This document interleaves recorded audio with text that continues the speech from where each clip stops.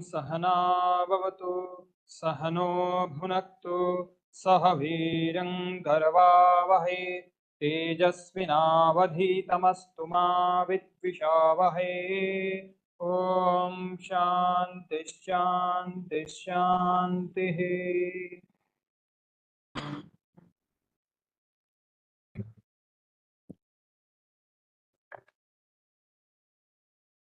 Namaskar, a very good afternoon to all of you. It's a great pleasure for us today to welcome Mr. William Dalrymple to today's Vimash event. And it is a discussion of his book, latest book, The Golden Road, How Ancient India Transformed the World. This has been published by Bloomsbury, and you would have seen, I think there's a stall the publisher has put up today. Mr. Dalrymple is a renowned British historian whose previous books include White Mughals, The Last Mughal, The Anarchy, and many others.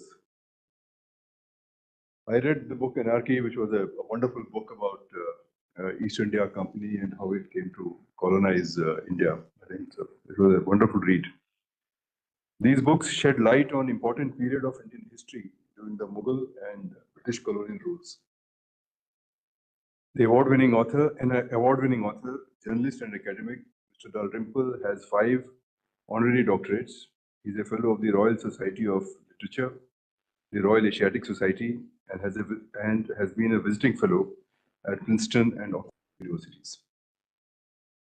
Globally well known, Mr. Dalrymple has made important contribution towards promoting the understanding of modern Indian history. He writes for several global newspapers, including The Guardian, The New Yorker, and the New York Review of Books. He is the co-founder of the Jaipur Literature Festival and co-host of popular podcast Empire. In this latest book, Mr. Dalrymple focuses on India's contribution to the transformation of the world. He writes, and I quote, "Out of India came not just pioneering merchants, astrologers, scientists and mathematicians, doctors and sculptors, but also the holy men, monks and missionaries who took the various strands of the Indic religious thought, culture and devotion abroad." Given Mr. Dalrymple's global reach and popularity, the book will certainly help raise awareness around the world on how ideas emanating from India contributed to the transformation of the world. Unfortunately, the colonial historians and the left liberal historians of post-independent India deliberately undermined India's role in shaping the ancient world. Mr. Dalrymple focuses on the Golden Road, which carried Indian influences across political boundaries, from India to Roman Empire and from India to Eastern countries. As Mr. Dalrymple writes, and I quote, "The Golden Road aims to highlight India's often forgotten position as a crucial economic fulcrum and civilizational engine at the heart of the ancient and early medieval worlds, and as one of the main motors of global trade and cultural transmission in early world history, fully on par with and equal to China." Unquote. It's high time that serious research is done into India's engagements with the rest of the world over the last several millennia. The Chinese concept of Silk Road has overshadowed the historical fact that India was well connected with East, West, and North through maritime and land routes, through which pilgrims and traders traveled uninterrupted for centuries, taking Indian philosophical and cultural ideas to foreign lands. The foreigners also used these routes to come to India in search of knowledge and riches. Some came as looters and invaders, but were eventually absorbed into the vast Indian socio-cultural ocean. Some of them settled down and adopted Indian ways. The fact remains that India contributed by way of ideas to the growth of other civilizations. The imprint of Hinduism and Buddhism on Southeast Asia is visible even today.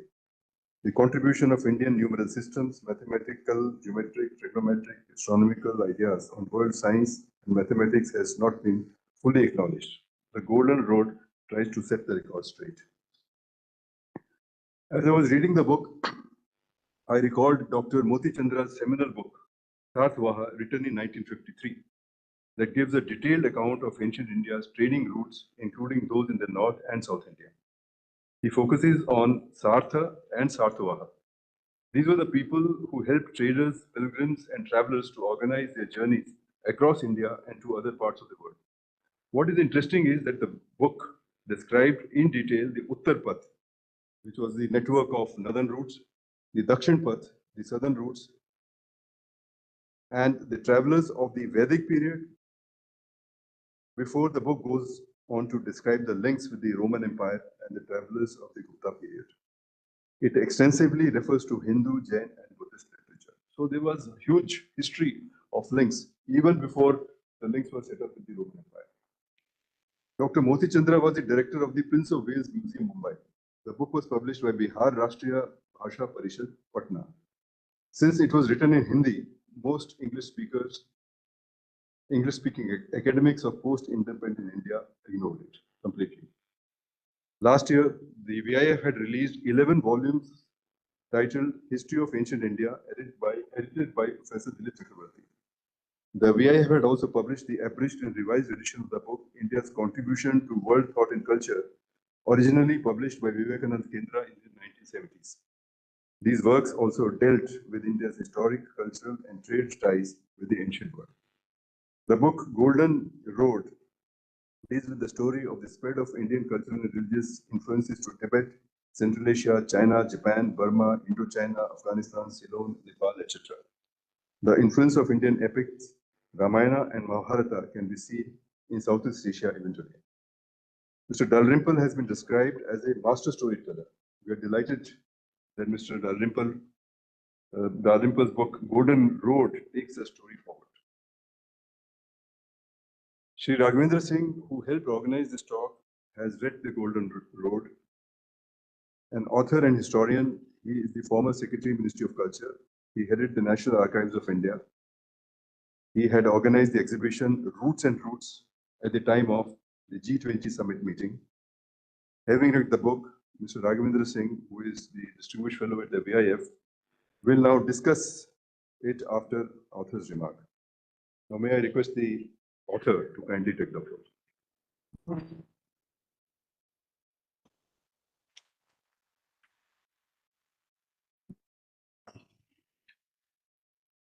Well, first of all, I see 4 or 5 faces from last night in the audience. I hope you won't get bored if you hear roughly the same lecture twice in 24 hours, because this is going to be quite similar to last night in Habitat. Those of you that went to Raghavendra's wonderful exhibition last year will also recognize many of the slides that we're about to see. There could be no better illustration for my book than Raghavendra's exhibition, which tells the same story in an extremely stylish manner. And I was personally very upset that more was not done to advertise your extraordinary exhibition. Both times I went round, the galleries were half empty. This was something which should have been advertised on every bus and every taxi in Delhi. It should have been on the hoardings, and people should have been competing to find tickets to go and visit it, because it's the best exhibition of the national collection this country I've ever seen. And it was an extraordinary achievement to bully all the provincial museum directors to release their goodies for G20. And I wish we could see more like that. India, as you rightly said, was one of those countries in antiquity, one of the very few countries in antiquity that came up with profound answers to the great fundamental question of mankind. How do we live a moral life? What is the purpose of our existence here? How do we measure the world? What is the size of the world? What is the relationship of the earth to the heaven? Several countries did this. Ancient Greece being one example, ancient China being another. But while ancient Greece's answers to these questions were beamed around the world during the colonial period by Western colonizers, not just the British, but also the French and others, so that they now are part of the curriculum of much of the earth. And names like Pythagoras and Archimedes are known across the globe to children. The story of Archimedes and his bath is probably known to every child in America by the age of 7 or 8. And yet no one in the West has even today heard of Brahmagupta or Aryabhatta. I went on a book tour with this book. I went to many university towns, including Oxford and Cambridge, in the course of this book tour.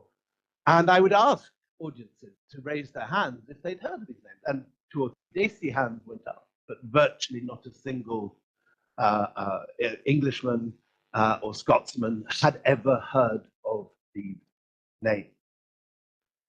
And I think not only has ancient Greece's version become well known across the world, but so has China. And this idea of the Silk Road has become so universal in recent years that at this very moment in London, there are not 1 but 2 exhibitions on the Silk Road. There's a massive big budget show in the British Museum called The Silk Road, which almost completely excludes India from a story that proposes to tell the story of ancient trade routes. And there's a second exhibition at the British Library, which contains maps which show it's called a Silk Road Oasis. It's about the Dunhuang manuscripts taken by Orelstein from China to the British Library, where they remain. And like the British Museum show, magnificently put on, big budget affairs, beautifully lit, no expense spared. In the case of the British Library show, wonderful renditions on audio of sort of Sogdian love poetry and all sorts of extraordinary texts from Khotan and places in Xinjiang, beautifully voiced with the accents and the intonations of the time. But India is left quite literally in both exhibitions as a place of darkness. In the British Library map, it is blacked out so that the Taklamakan is highlighted, and there is not in the maps in both exhibitions not a single town or port recorded. And this idea of a Silk Road, I think, is a very important reason why so few people today in the West are aware of Indian ancient achievements, because this story is told to the exclusion, deliberate exclusion of India. The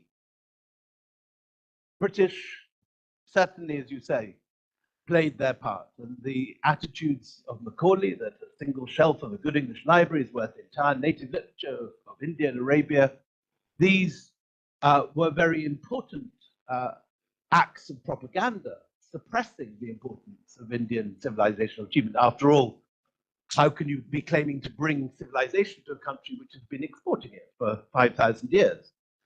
So the British certainly played their part, but this map, I think, today is something which is actively erasing India's role in antiquity. This map is not something I've drawn. This is taken at random from one of the 20 or 30 books published every year on the Silk Road in English. And in itself, it's a wonderful idea that breaks open nationalist silos and promotes an idea of international trade, globalization, which predates modernity and which links East and West, Mediterranean to the South China Sea. But as you can see in this map, which purports to be of the ancient Silk Road, because you'll notice that the cities are not the ones of the Middle Ages or the modern period, but Petra and Palmyra are cities which no longer existed after the 5th century AD. So this is purporting to be the ancient world. And you can see that in this map, not only is India completely ignored in these trading routes, India is erased There is no city in India. There are no ports. There is only the Himalayas. And even in the maritime Silk Road, which is a new addition to these sorts of maps, the dotted line running south from Guangzhou merely bypasses India and does not stop, because in this map there are no ports to stop at, and India is this blank, this erased space. Now, that such maps can be produced today and be put up in places like British Library and the British Museum as we speak is a scandal. It is a genuine misrepresentation of ancient history. And I'd like you to compare this map, memorize it for a second, look at it carefully, memorize it, and compare it to this map I'm about to show you that is a map of Roman coin hoards discovered in the last 150 years. Now, as you can see, except you can't see because this is not advanced. Can we? Oh, here we go. Go forward 2 at once. Here is a map of Roman coin hoards. As you'd expect, many Roman coins found in Italy, Gaul, Spain, the Balkans, Greece, the entire Mediterranean coast, including North Africa and the Levant, seeking off as you head northwards into Scandinavia and Germany, but a little tail coming down the Nile. Let's see if this pointer works. Not very well. It does here. A little tail coming down the Nile. Another little outpost of orange dots around Aden and Ethiopia. A little scattering in Afghanistan. But not one Roman coin hoard ever found in China. Why? Because the Romans and the Chinese, in reality, had no clear existence of each other's existence. There is no evidence that any embassy from China reached Rome or any embassy from Rome reached China. No trading voyages known which went from one to the other.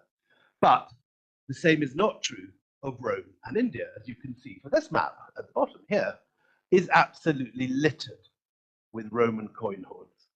All over Sri Lanka, particularly Kerala, coast of Tamil Nadu, up to Tamralipti in Bengal, and a little spotting around Barighaza in Gujarat in the mouth of the Indus. Absolutely littered with Roman coin hoards, and which has been known to produce Roman coin hoards since East India Company times. East India Company servants record digging up coins of Augustus around Madras as early as the 1750s. So this is not a new discovery. People have known that these trade links existed. And in this new map produced by the Archaeological Department of Oxford this summer, has sent us back to the classical sources, which describe this very clearly.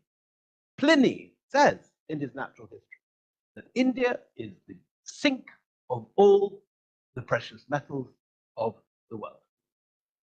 And he describes how the taste for Pliny is a kind of familiar figure. He's this sort of, he's this conservative naval commander. And he disapproves of degenerate Roman society ladies, as he sees it, wearing immoral silk clothes that reveal the shape of their bodies underneath, or spending fortunes on this newfangled black powder that the children today are putting on their food, by which he means pepper. And he regards this as unnecessary fripperies and luxuries, which is costing Rome its gold.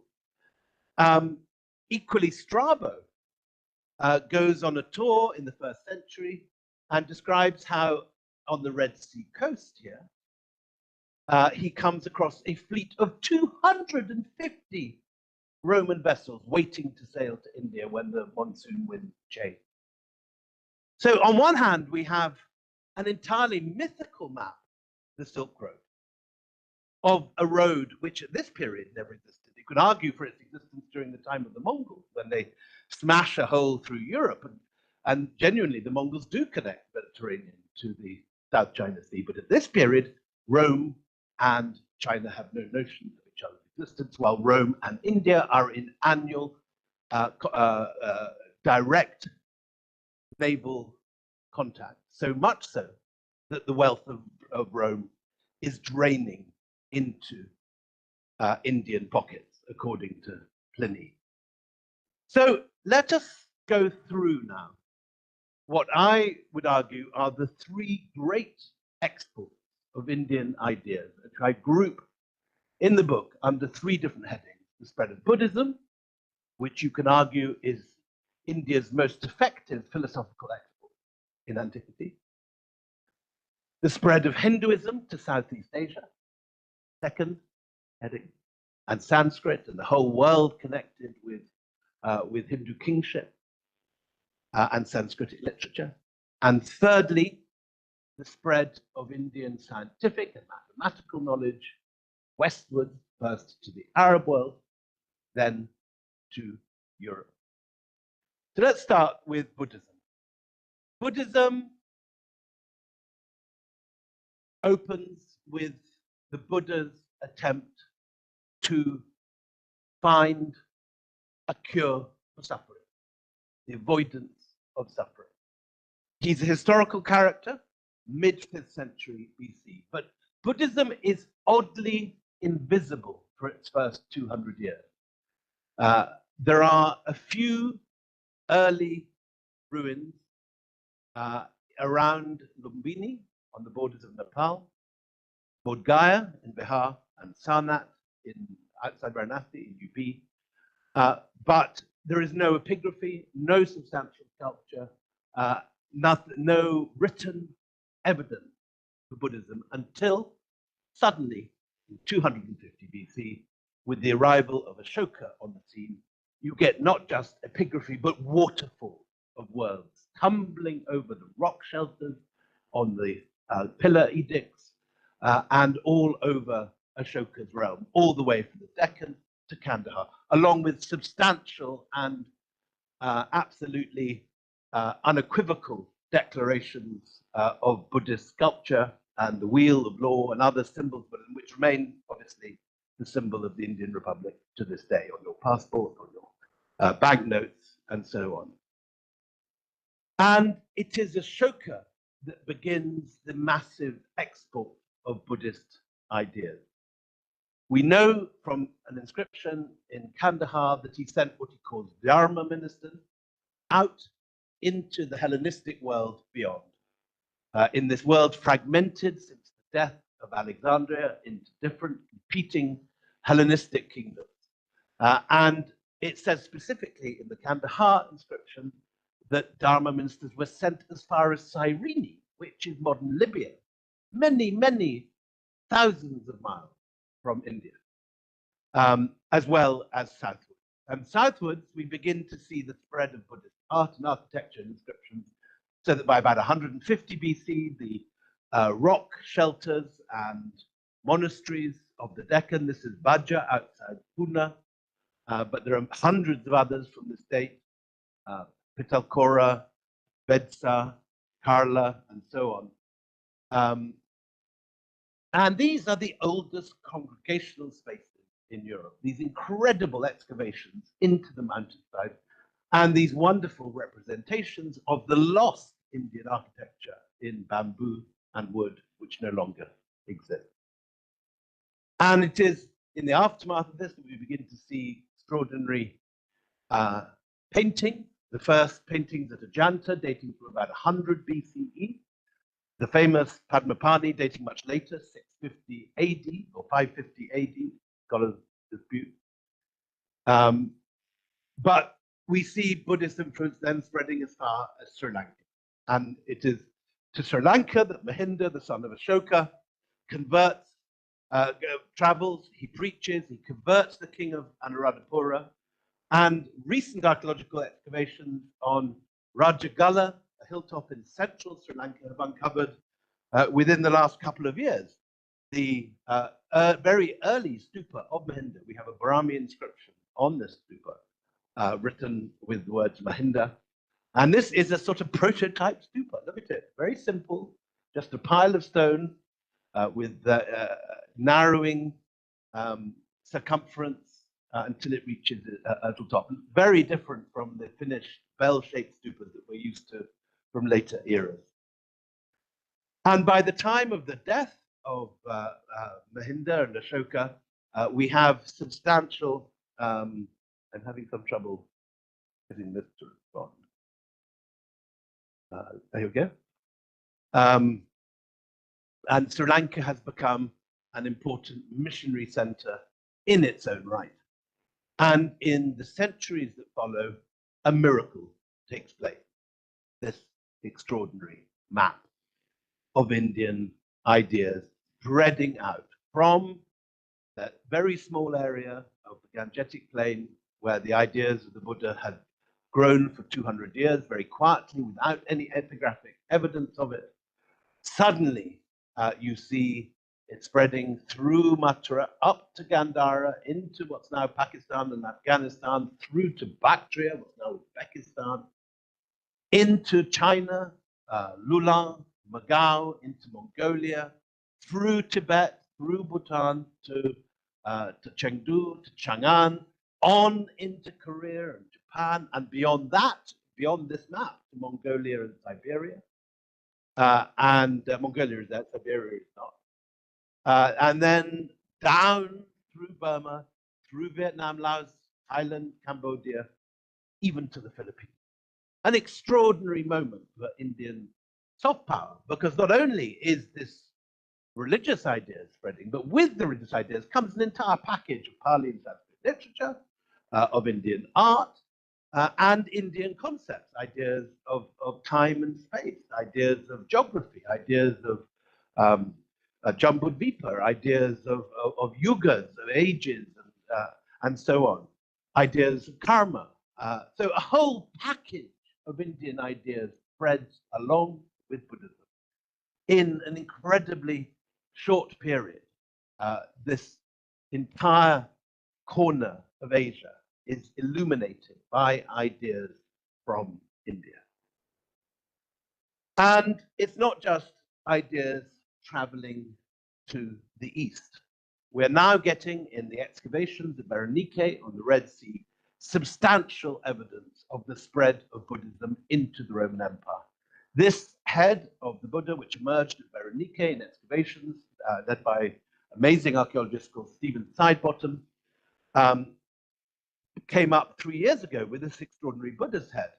A Buddha's head carved in Proconnesian marble from the Marmara Sea opposite Istanbul, whose tortellini curls, as they describe it, were drilled with a particular type of drill used only in Alexandria on the Mediterranean coast of Egypt, and discovered most probably in a temple of the goddess Isis in the Red Sea port of Berenike. And alongside this have been found Indian boats, Indian meals, entire meals of Indian sailors with coriander and rice and all the things you'd expect vegetarian Indians to be eating, someone's pet monkey, as well as amphora full of black pepper, the most lucrative export at this moment. And this is ongoing. And this excavation is perfectly matched with the excavation also ongoing at Muziris, or rather at Pattanam in Kerala, which is producing very, very similar deposits. The work of P.J. Cherian, although it has to be said, obstructed by the bureaucracy at every stage, and this is something which maybe someone in this room might be able to help P.J. with, because he has had a great deal of trouble pursuing his excavations and has been blocked, he says, by the ASI. I'm sure in this room there are many people who could make a couple of phone calls and help get these excavations funded and get going. Because what you're revealing in Patna is this extraordinary trade link between Kerala and the Red Sea coast of Egypt. Trade which brought immeasurable wealth to this country for extraordinarily little effort, because the items exported, pepper and ivory, the two most lucrative ones, were items that could be gathered with great ease in ancient India. And rather like Saudi Arabia being able to just pump oil today out of its ground and enrich itself, so ancient India had this facility for enriching itself with very little effort at this period. And your Indian ancestors seem to have ripped off my Roman forebears, if I can claim to have any Roman blood, by charging far too much. And we have evidence of this in what is the kind of Lonely Planet, or the rough guide of the 1st century AD, the Periplus of the Erythraean Sea. And this wonderful map shows how incredibly familiar Roman sailors were, particularly with the west coast of India. And in the Periplus, you have detailed descriptions of every coast on the west coast, a few on the east coast too, Putnam and sorry, not on the Putnam's on the east coast, on the Arikamedu on the east coast, and Tamaralipti up at the mouth of the Ganges. And also between the great ports of Myos Hormuz and Berenike and those of West India, we have the credible ports of Ethiopia described. And Raghvendra was the only other person I know who noticed in the Madras Museum these extraordinary images of Ethiopian princes, perhaps aristocrats, arriving at an Indian court. This is from Amaravati, now in the Chennai Government Museum, in what has to be said is one of the most shoddy museum displays I've ever seen for these magnificent treasures that deserve an entire museum to themselves. You have to go down on your hands and knees and battle with the reflections from very cheap perspex that's been used to cover them. And I know that Raghvendra tried to borrow this without success from the Chennai Museum, as I believe you said that they had been cemented to the ground, which is not how you keep great artworks in the modern age. Anyway, it shows the incredible links, not just between Rome and India, but between Rome, the entire Horn of Africa, and Ethiopia, Meroe, Aksum, and so on, and the west coast of India. And what's so interesting is the intimacy with which they know. For example, they talk about how the king of Barigaza has a taste for Roman singing boys. These are observations that can only come from first-hand experience. And so the great ports of Babarakam at the mouth of the Indus near modern Karachi, Barigaza in Gujarat, and Waziris in Kerala. And this map also shows this crucial feature, which determines Indian naval links to this day. In other words, the enormous size and elevation of the Tibetan plateau, which at this very moment is freezing over as winter draws in and cold winds are raking in. Then in spring, the thaw comes and warm winds blow out of Tibet. And it is this bellows at the heart of Asia which creates the toing and froing of the monsoon winds, which allowed sailors to go with great predictability from Waziris to Berenike in 2 months. They don't have to wait and maybe go and see a show in Alexandria or go visit the pyramids. But 3 months later, the winds would turn and they can sail back again with equal speed. This is a facility that no other country has. The fact that winds blow very fast in one direction with great predictability, then suddenly reverse themselves and flow back again, is one of the great natural assets of India, along with the fact that we have two harvests and the incredible array of mineral resources which this country has. There's a very nice story told in one of the Roman historians of Lolina Paulina, who was Nero's mistress. And Lolina Paulina used to wear Indian gemstones, sardonyx and porphyry and all sorts of expensive pearls and particularly diamonds, which was an Indian monopoly until the discovery of the Brazil mines in the 18th century. And she allegedly not only covered her breasts, her body, her shoes, her legs with these gemstones. She even brought the receipts to parties in Rome to show them off in a rather nice sort of Punjabi touch, as you might expect at some sort of five-star in the capital even today.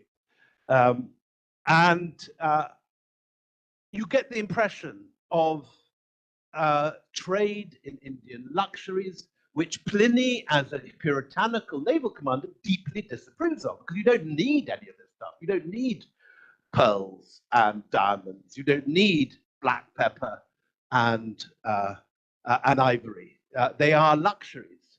And we have in this extraordinary document, which turned up only 20 years ago, the Masiris Papyrus, figures.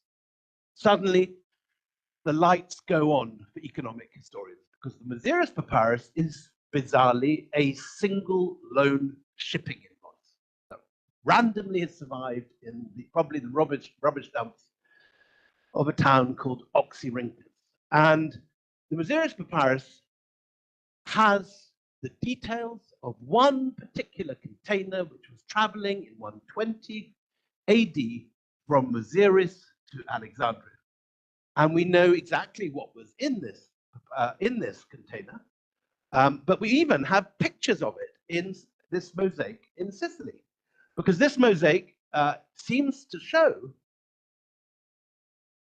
what produced the fortunes of the merchant who commissioned it in Sicily. He was engaged, presumably, in the Indian trade, and he spent his earnings showing people how he'd made his money. He made it through exporting, or importing rather, ivory, you can see in her hands, silk. Here's exactly the kind of thing Pliny was complaining about. You can see her leg through the silk, which he regarded as very sort of erotic and exciting in the first century, when no one was able to see through textiles before. Pepper growing on the vines behind her, and this yakshi, because it is a yakshi. Look, compare her to this figure from Mathura at the same period. This yakshi is touching a tree, and the tree is blossoming, just like in Mathura. And in addition to ivory, pepper, and silk, he seems to have done a trade in circus animals, tigers and elephants, destined for the Colosseum and the great Roman circuses. And in the corner, this plant called Malabathrum, which was a major source of oil for perfume in Rome, along with nard from the Himalayas. So going back to the Masiris Papyrus, this document not only tells us the costs of each of these items in this one particular consignment, one particular container, aboard one particular ship called the Hamapollon, which sailed from Masiris in 120 AD, it tells us the price of each of these items. So we know that 120 tons of ivory was worth such and such number of sestertii, that the 20 amphora filled with pepper was worth such and such, and the cotton and the silk, each of these is itemized and given a figure. And there is a third column, which is the money which goes in the customs at Berenike, because 1/3 of the total value was taken by the Roman state. So while Pliny complains that the wealth of Rome is draining into Indian pockets, the Roman state does not stop this, because it's getting 30% of the proceeds. And economic historians today are estimating, the current edition of the Cambridge Book of the Roman Economy comes up with the figure that possibly as much as 1/3 of the total Roman imperial budget, paying for Hadrian's Wall, the Appian Way, the Roman road system, the forts in Algeria, the Rhine frontier, you name it, 1/3 of all that came from the tax on the Red Sea ports. An extraordinary figure, if true. The debate continues. Other people say it's not a fifth, it's not a third, it's a fifth. But that it was an enormous contribution to the Roman economy is now recognized widely. And so we also see elements of these Indian exports in all over excavations in Europe. So in Pompeii, this gorgeous yakshi turned up. But we also see the reverse. Recent excavations in Bagram have shown these extraordinary Roman Egyptian beakers exported out of Alexandria to pay for these enormous costs of the ivory and the pepper and so on. These three, a gladiator, the Pharos lighthouse, and the vine harvest, appeared of all places under the American Air Force Base at Bagram in Afghanistan, punted up the Indus, up the Kabul River, and eventually finding its way to the Kushan Palace there. And this is why the art of Gandhara has extraordinary links to that of Roman Egypt. So here we have the only Gandharan frescoes at Miran, now in modern China, just over the Xinjiang border, but currently this piece is sitting in the National Museum and was in Raghavendra's wonderful exhibition last year. And below it, you have this extraordinary Coptic papyrus from the same period, which seems to show exactly the same iconography. In one case, it's the Buddha and his disciples. In the other case, it's Christ and his disciples. But they are of roughly similar sorts of date and seem to show direct influence. And this is also why you see this extraordinary change in Buddhist art. Initially, in Ajanta caves 9 and 10 and the early sculptures of early Buddhism, the Buddha is never shown in human form. He's shown as a stupa in the bottom left, a pillar of fire, top left, or the wheel of the law, top right. But suddenly, in the 1st century, at the peak of this trade, the Buddha suddenly takes human form in the form very similar to Apollo. And here, in the Bimaran reliquary found in a stupa in the Kaipa Path, you have this new form of the Buddha, not as a pillar, not as a stupa, not as an empty throne, nor as a pair of footprints, but instead as a human being. And in the next 200 or 300 years, you see these very Roman faces dominating Buddhist art. Now, the Victorians, reading too much Kipling, interpreted this as Alexander's lost legion stuck in the Hindu Kush, converting to Buddhism, and this is a legacy of Alexander the Great, but the chronology for that simply doesn't work. These sculptures appear in the 2nd, 3rd, and 4th century AD, while the Bactrian Greeks disappear from the record about 150 BC. So there are 300 years between them, which just doesn't work. So what scholars are now coming to the conclusion is that these extraordinary faces are based on contemporary Roman portraiture. So here on the left, we have Augustus. Look at his robes, look at the folds of the robes, and compare them to the folds of this Buddha statue from Peshawar. So there is a dialogue going backwards and forwards. Romans are buying huge amounts of Indian trade, but India is also being slightly transformed, slightly changed by what it's importing from Rome, which is what you'd expect. Two trading partners altering each other's perceptions of the world. And as you head northwards into Afghanistan, you have more and more evidence as the 2nd and 3rd and 4th centuries continue of increasing Indian influence. And the Buddhist monasteries founded on the trade routes, servicing the merchants, with the merchants giving donations and even borrowing money at interest from the monasteries, become centers of Indic culture heading northward. At Mezainak, they found not only Buddhist chapels and Buddhist stupas, but stupas to the goddess Durga, who had a great following in southern Afghanistan at this period. And as you head north into Bamiyan, this was where the Bamiyan Buddha was blown up by the Taliban just before 9/11, you find cliff faces like Ajanta, like Ellora, dotted with the caves of monks. And incidentally, if you've now got Buddhist monasteries appearing in, Buddhist sculptures appearing in Egypt, it's entirely plausible that Buddhism and Buddhist monasticism influenced the birth of Christian monasticism, which took place where? On the Red Sea coast of Egypt. St. Anthony of Egypt founds Christian monasticism 300 AD, while Buddhist monasticism has been going 450 years by that. So there's a whole new field of work to be done. And just as Christianity is arriving in Kerala at this period, you don't have to believe the St. Thomas story to accept the historical evidence of Indians turning up in Alexandria and asking priests and asking for scriptures, according to Eusebius in the 3rd century AD. You've had delegations from India coming, asking for for Christian objects and priests and texts. And so you have, again, dialogue going in both directions. Buddhism turning up in Egypt and Christianity and Judaism turning up in Cochin, what will be Cochin in Waziris. And so it is that Buddhism heads northwards into China. By the 1st century, you have the first references to Buddhism in China. By the 2nd and 3rd century, it's crossing through Gansu to Xi'an, sometimes with Indian missionaries, sometimes with Parthian missionaries, sometimes with Sogdian missionaries. But by the 4th or 5th century, you've got very clear evidence of Gupta art. This is from Mathura, influencing the art of Gansu. This is from Western China. Look at the folds of the robes over the belly button here, much cruder in China than in Mathura, but clearly influenced by this style of art.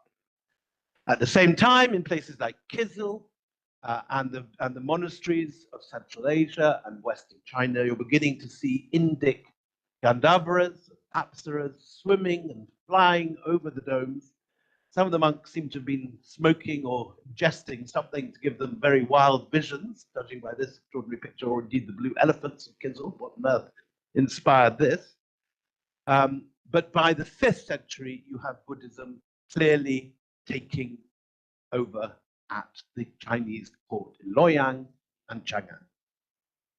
Under the Confucians, under the Taoists, but growing in strength every few decades. And the figure who changes it and makes an incredible difference is Xuanzang, the famous traveling monk. Older people here will know him as Xuanzang from your old style textbooks, but now he's written Xuanzang, if we're meant to pronounce it with the Chinese X. And Xuanzang, with his fancy backpack and his vajra of power and his little torch, which I love, coming off the top of his backpack. Xuanzang comes in search of uncorrupted Buddhist text. What he wants is the Buddhist legal text, the monastic text, the Vinaya, and particularly he's after the new Yogacara texts developed by the Mahayana Buddhists, which have not reached China at all. So breaking the law, he goes through the Gobi Desert, nearly dies, somehow manages to survive, finds water thanks to his horse, heads on through the Taklamakan, over the Pamirs, through China, is nearly sacrificed at one point, and finally, at the end of his journey, reaches Nalanda. And Nalanda is to Xuanzang the most extraordinary place in Asia. He describes it as this incredible center of learning. No undergraduate arriving in Harvard or Oxbridge or the Ivy League or St. Stephen's today has ever been more thrilled by his university than Xuanzang was arriving in 7th century Nalanda. And what he describes is this incredible center of learning. It's a Buddhist monastery, but it's also a place of learning and scholarship. And note the form it takes: a courtyard with a cloister garth and 2 stories of scholars' rooms on each side of the cloister. Exactly the model in Oxbridge today, in Trinity or Balliol or any of these fancy colleges at Oxford or Cambridge, exactly, except we have a lawn in the middle rather than a courtyard, paved with brick. And you can make the case, and it's a very clear and easy case to make, that this plan moves from Afghanistan in to become the plan of the Islamic Madrasa, and it is on the edge of the Islamic world in resurgent Reconquista Spain that you get the earliest monasteries. Sorry, the earliest universities in the West: Bologna, Salerno, Paris, and then by the 1120s, first Oxford, then Cambridge. This is a case that can be made. Not all scholars will accept it, but it is an interesting case to be made.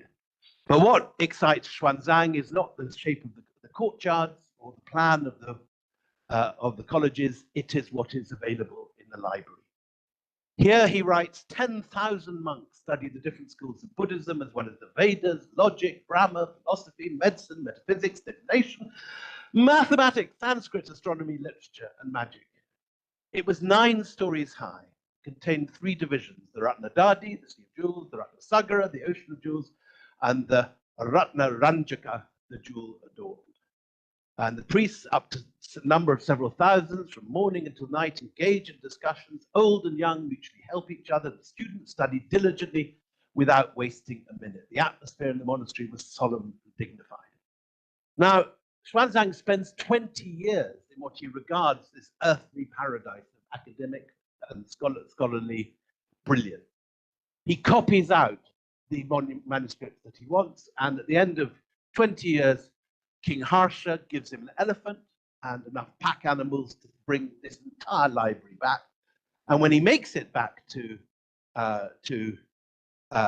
China, Taizong, the emperor, builds the Wild Goose Pagoda, which is stands to this day to house the manuscripts.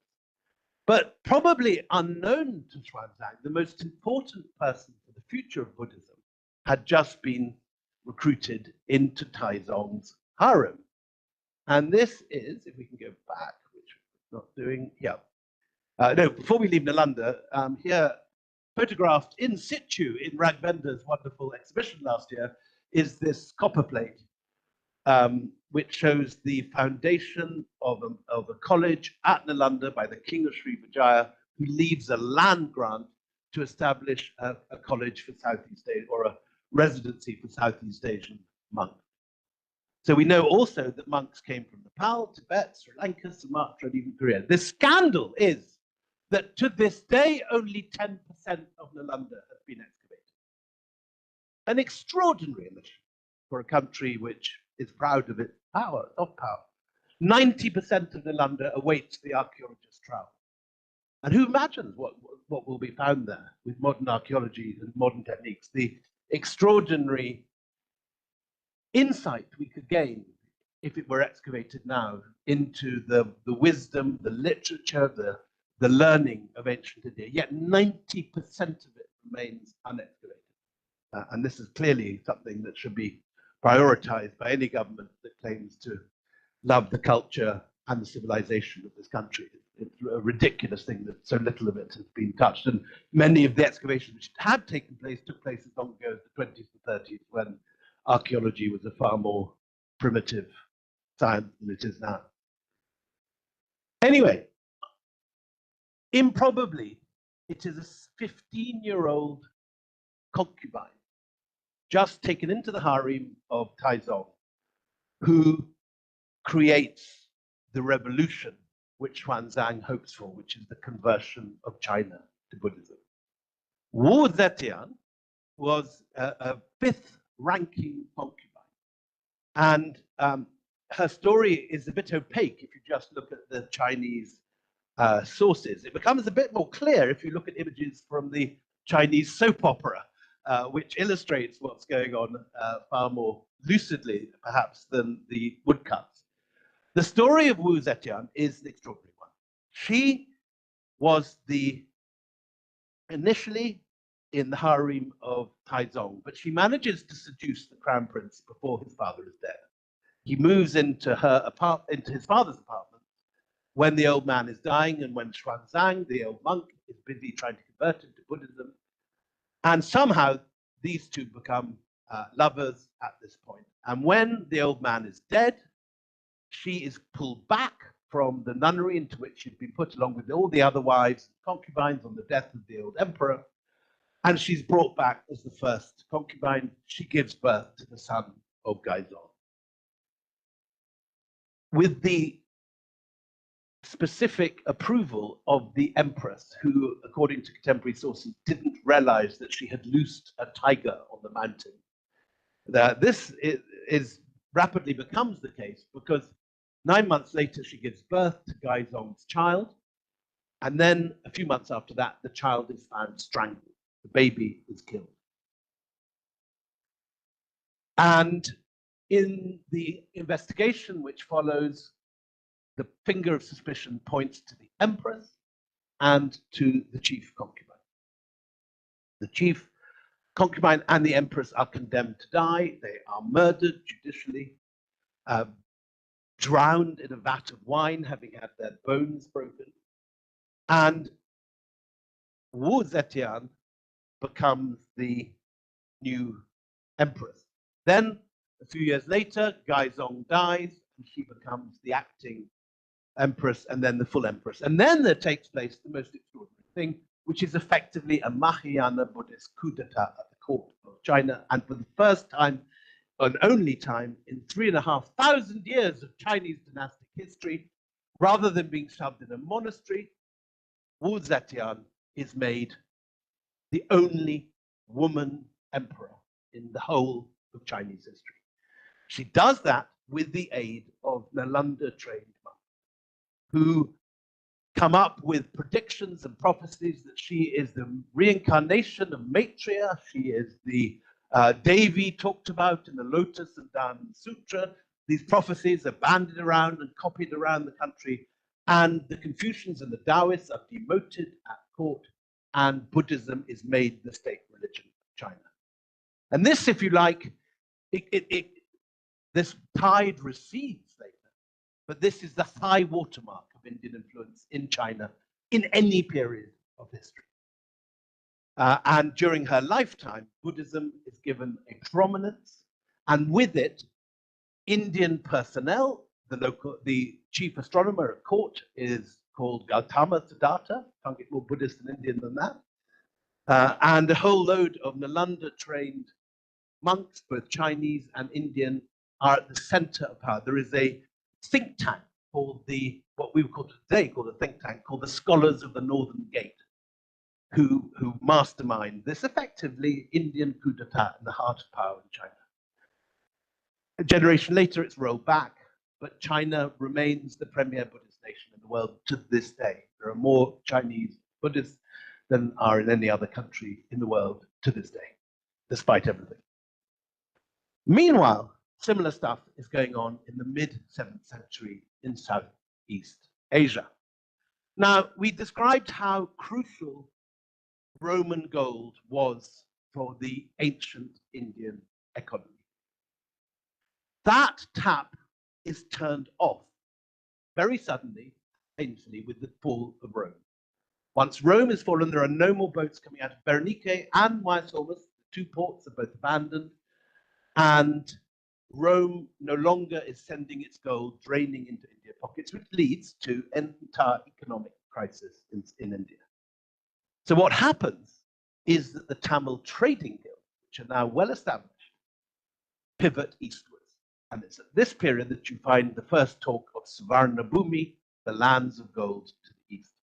And gold is found in Palembang, in Kutai, Keling, in Bujang in Malaysia, and new cities are founded in the Mekong Delta at Hok Eo and Champa in Vietnam.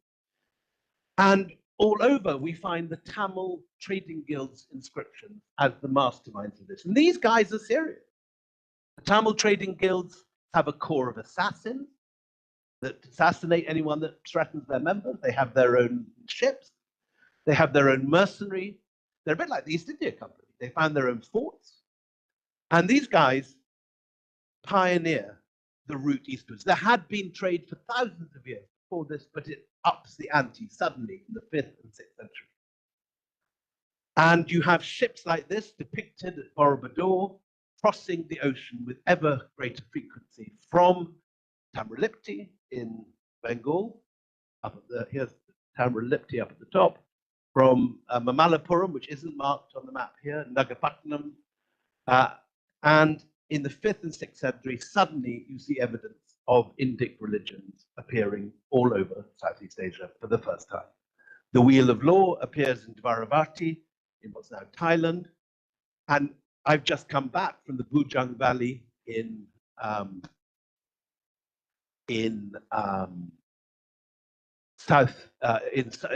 northern Malaysia, where were found bronze Buddhas, some of the first Mukhalingas and Lingams and Yonis, and this early figure of Lord Shiva, all from the 5th and 6th centuries. And what seems to be happening in these trading settlements, you have local people coming founding trading settlements at the estuarine river ports leading from the forest. They're bringing down forest products, scented woods, pepper, other items like pine feathers and so on from the forest to the coast. And it is at the coast that you're finding Indian sailors turning up. And on the edge of these settlements, the settlements have disappeared. They are no longer there. They were built in wood. But you find the stone platforms of the first Hindu temple and the first Buddhist temple in this region in the 5th and the 6th century.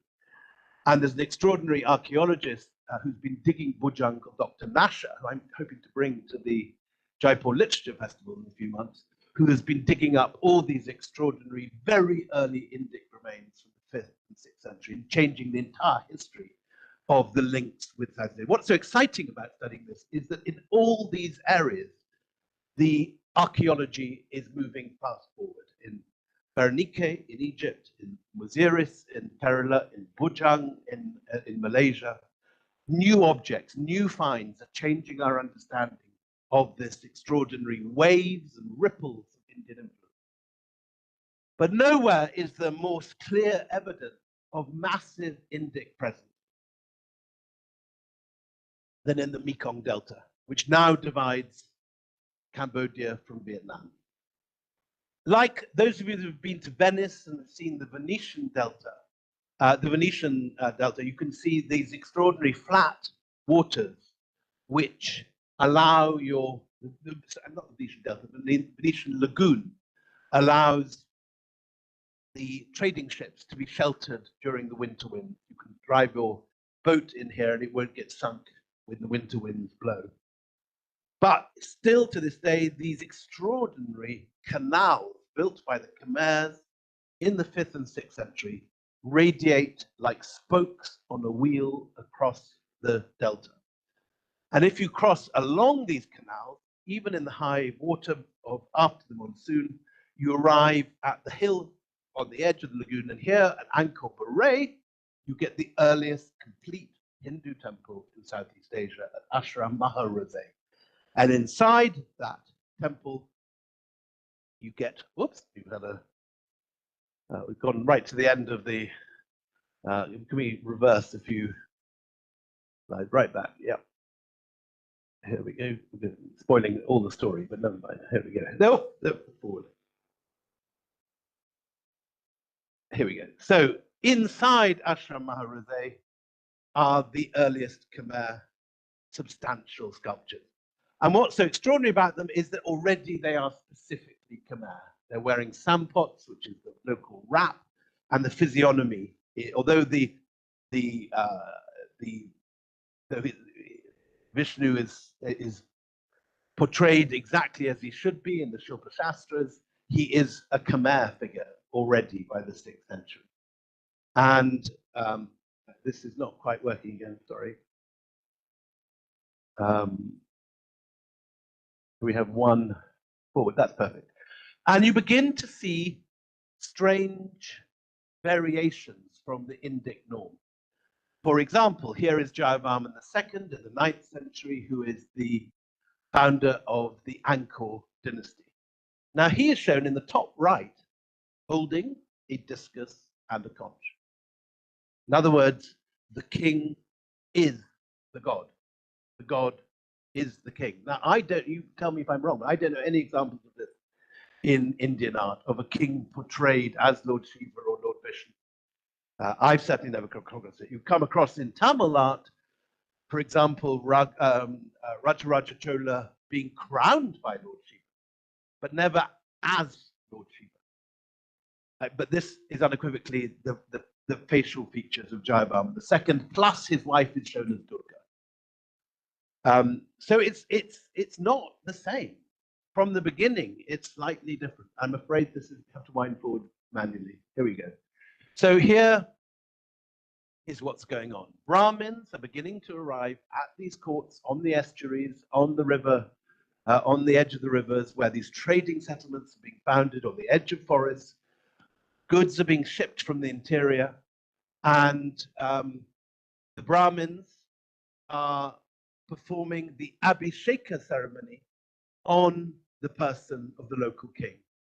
And the local king is welcome to is welcoming these, not just because he is pleased to be the recipient of the largesse of Lord Shiva or Lord Vishnu, the friend of Lord Shiva and Lord Vishnu, which adds to his power. He's not just a local strongman now, he's also the friend of the gods, but also for more practical reasons. Next slide. Because the Brahmins are bringing their letters and their numeracy with them. They are engaged in tax gathering, they're engaged in building temples, and they specifically bring the southern form of Brahmi developed in Kanchipuram, the Pallava script, which becomes at this century the basis for every single pre-Islamic script in Southeast Asia: Lao, Thai, Khmer, Pew, and so on. Cham. And these rounded letters, which are the Tamil variant, rounded so as to avoid ripping the palm leaves, as opposed to the North Indian script, which is the straight lines that you still have in Devanagari. If you draw those on palm leaf, you rip the palm.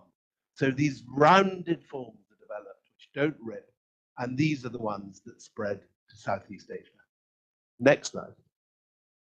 But what are all these Brahmins doing here? Aren't they meant to follow the laws of Manu? Aren't they banned from crossing the Black Water? Well, somehow they get round it. There are many ways of getting around these rules. Some claim to have arrived by means of yoga, which is something we could perhaps investigate today in World Yoga Day. But the boundaries of ancient India are laid down very early. As the Sadhus tell Alexander the Great, India is bounded by the Indus on the west, by the Ganges on the east, and by the ocean to the south. So what do? They move the Ganges. And according to some etymologies, Mekong is simply Ma Ganga in Khmer. And here, the headwaters of the Mekong, you actually have the river bed carved in yonis and lingams, actually physically sacralizing the river. You find this, of course, in India, you find it in Hampi and so on, but here it's at the point that the spring appears from the water, from the ground. And it seems to be a very clear statement that this is now a sacred river. So at the same time as this is happening, a new Ayodhya is built near Bangkok. A new Kurukshetra appears in Laos. And suddenly you find that all the big Shaivite shrines are being rebuilt and renamed after the Khmer temple pyramids around Siem Reap and all over Cambodia.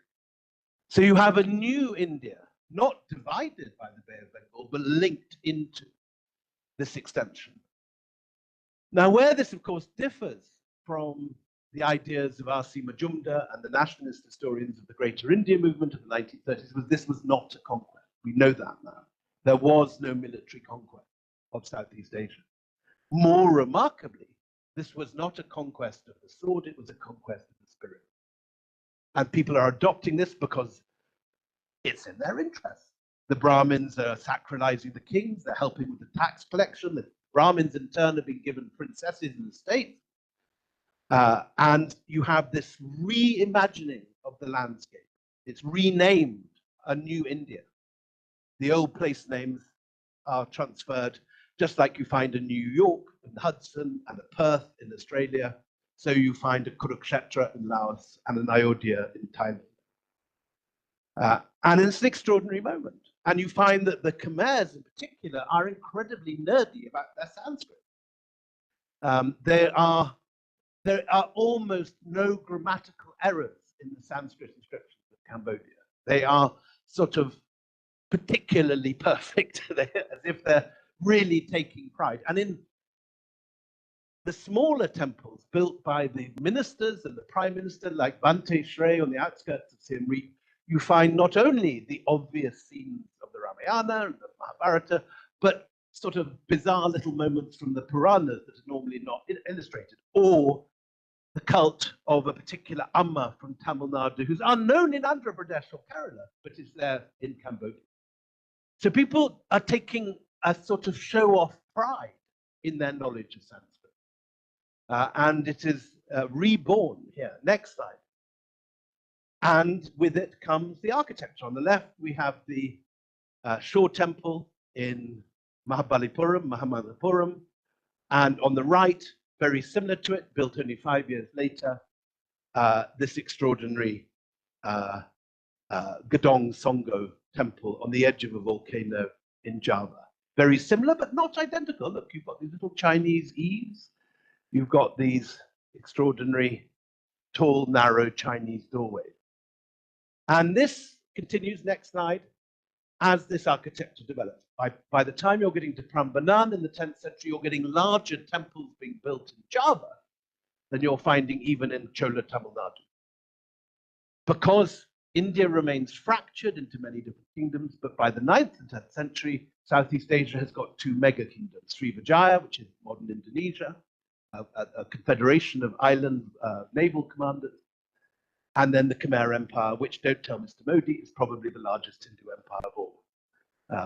Something our historians do not dwell on. But these mega Hindu kingdoms go on to build mega buildings. Next slide. Borobudur, the largest Buddhist building in the world. And next slide, what an extraordinary building it is. It's built in the shape of a mandala. Seen from the air, it's a perfect mandala. But 5 successive stories rise as an engine of enlightenment, so that you have the story of the Buddha at the base, then you have ever more esoteric Mahayana texts as you go higher, and finally you arrive at this extraordinary top. We just go back where you suddenly get the views of the mountains and the rivers around. And these latticed stupas, what are they about? Are they pointing to Sunya, the void? Scholars argue about this to this day because there's no clear text associated with it. There's only the images and the buildings. So generations of scholars have argued and found different interpretations in the building. But the scale of it is large. You have the models of this at Kesaria in Bihar and Sompur Mahavihara in Bangladesh. But the largest of all is in Borobudur, built by Srivijaya. Next slide. Next after this. And then, of course, Angkor Wat, the largest Vishnu temple in the world, not in India, but in Cambodia. Next slide. Next again. The outer moat alone contains an area 4 times the size of the Vatican City. It's the largest medieval religious monument in the world. You can see it from the moon. And here it is in the middle of Cambodia, 6,000 miles to the east of India. But as Tagore put his finger on it when he went there, he says, everywhere I could see India, yet I could not recognize it.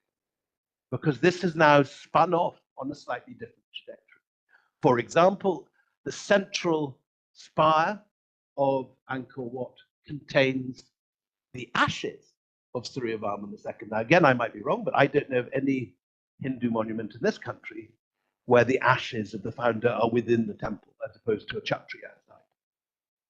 So it's just like when you go to Bali today, you find a form of Hinduism which is recognizable and yet unfamiliar. So at this period, you're getting a Hinduism which is inspired by India, is rooted in Indic texts, and yet has gone off on a different trajectory. Next slide. So finally, just to finish, because I've talked for too long already, numbers.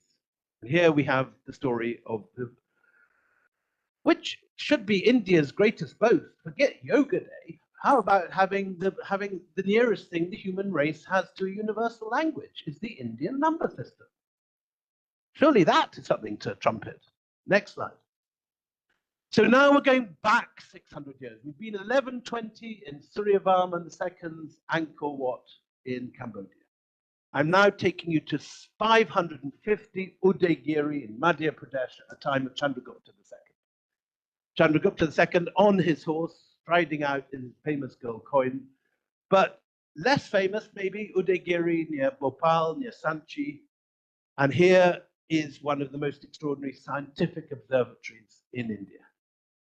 Originally complex hydraulics, the figure of Varaha rose from gushing water. So as he emerges from the deep to save Bhudevi, who is clinging on to his tusk here, Varaha is stepping onto the coils of a Naga Raja. And behind him, now headless, is the very gym-buffed figure of Chandragupta II. And it was here probably that the unrusting pillar now in the Qutb Mosque was originally located. On the Tropic of Cancer, in an astronomical observatory with water clocks, sight lines, and astrological platforms for observing the stars. And it's at this period, at the same period, that you're getting Aryabhata come up with the exact circumference of the Earth, the distance between the Earth and the Sun, 1,000 years before Galileo, the fact that the Earth spins on its own axis. Then, a generation later, Aryabhata taking these ideas further, not in Pataliputra like Aryabhata, but in Mount Abu, of all places. Sitting in Mount Abu, he comes up with the definition of zero. Zero has been around as a concept since Babylonian times, but Brahmagupta defines it exactly with a series of rules, and so gives it its power as a number, not a placeholder, but as a number, allowing place value, tens, hundreds, thousands, and allowing any number up to infinity to be expressed with just the 9 Indian numerals and 0. Arguably India's greatest contribution to the world, and greatest practical contribution to the world. And this spreads like wildfire, very, very quickly. Next slide. You find 0 in the second row here in Cambodia, K127 from Siem Reap by the 6th century. Next slide. Here, the first dated form of 0 as we have it in the right-hand slide in the middle row, the polo mint-shaped 0. In a disappointingly mundane inscription in Gwalior about the number of marigolds someone has to give to the temple. You hope it's going to be some great bit of Aryabhata's brilliance, but in fact, someone has to give 270 marigolds to the temple every year. But it's dated and it's there, and it's in Gwalior. Next. And here's the map that should be in every school textbook, not just in this country, but in any country in the world, because that's where our numbers come from. They start off with the Brahmi at the top, through Gwalior with a little polo mint 0 at the end, and then it goes in 3 different directions. Sanskrit and Devanagari, then to the left of it, the East Arabic numbers still used in Saudi Arabia or Iraq, and then on the right, the crucial West Arabic numbers developed in Morocco and in Spain, and by the 16th century, they've become the numbers that we all use today on every one of our phones, on every one of our computers, all around the world. Next slide. How does it get to the Arab world? Well, probably through a Disney character. History is full of surprises, and no more than this. So those of you that have put your children in front of Aladdin, or grandchildren or great-grandchildren in front of Aladdin, will recognize the figure of Jafar from the Disney Aladdin. Jafar turns out to be a real character. He's in the Arabian Nights, and he is the 4th of a family of viziers of Baghdad who, prior to their conversion to Islam, had been Sanskrit literate abbots of the monastery of Naubahar in Afghanistan in Balkh. And Naubahar is visited by Xuanzang just before the Arabs get there. And he describes the libraries and the brilliance of the abbots. And the abbots convert to Islam, and their Sanskrit title, Pramukh, gets Arabicized to Barmak. And the Barmakids become first the accountants of the Abbasid revolution, and then the viziers of Baghdad, which they build on the Indic circular plan. And the first thing they do is to send to Sindh for the works of Aryabhata and Brahmagupta. And we know about the exact date of their arrival, 776. The book that the Arabs call the Great Sindh Hind arrives in Baghdad, along with medical texts that were probably Charaka's Ayurveda. These are translated badly initially by Al-Fazari, who's the translator of the first generation.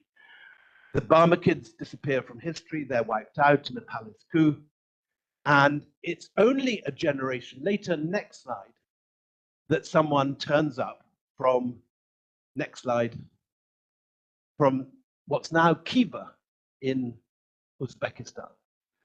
In those days, Khiva, that whole region, is known as Khwarazm. So when he turns up in Baghdad, this kid is called Al-Khwarizmi. Next slide.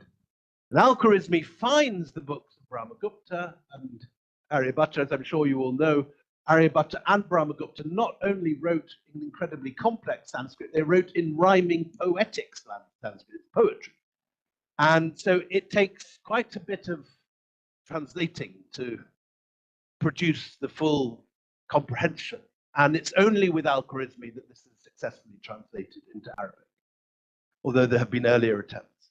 And he translates Aryabhatta, Brahmagupta, adds a bit of Euclid, gives it a spin, and calls his book the compendious book of calculation by completion and balancing according to Hindu calculation. Now, even today in English, that's quite a mouthful, so people just know it by the nickname algebra, where we get our word algebra from.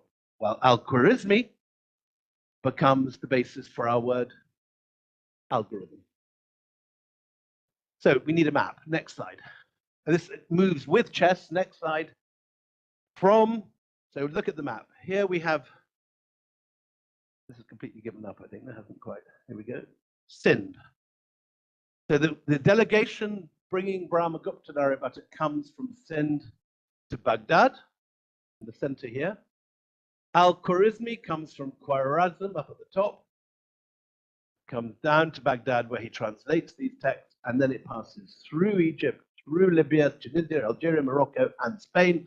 And you have the first Christian scholars discovering this number system in 9th century Barcelona, the monastery of Ripoll. And we have the original texts surviving at the monastery describing their wonder at this way of being able to express any number with just 9 numerals and 0. But Europe remains enthralled to the Latin number system for another 300 years. And it's only in the 1120s that Pisa founds a trading colony in Algeria. And in 1120, same sort of time as Angkor Wat is coming up over here in Cambodia somewhere, a notary is sent from Pisa to found a trading center, and he takes his kids with him. And the kids, like my kids going to school here in Delhi and learning Hindi, they learn Arabic and the Arabic number system of Al-Khwarizmi, which is explained with such clarity that even teenagers can understand it.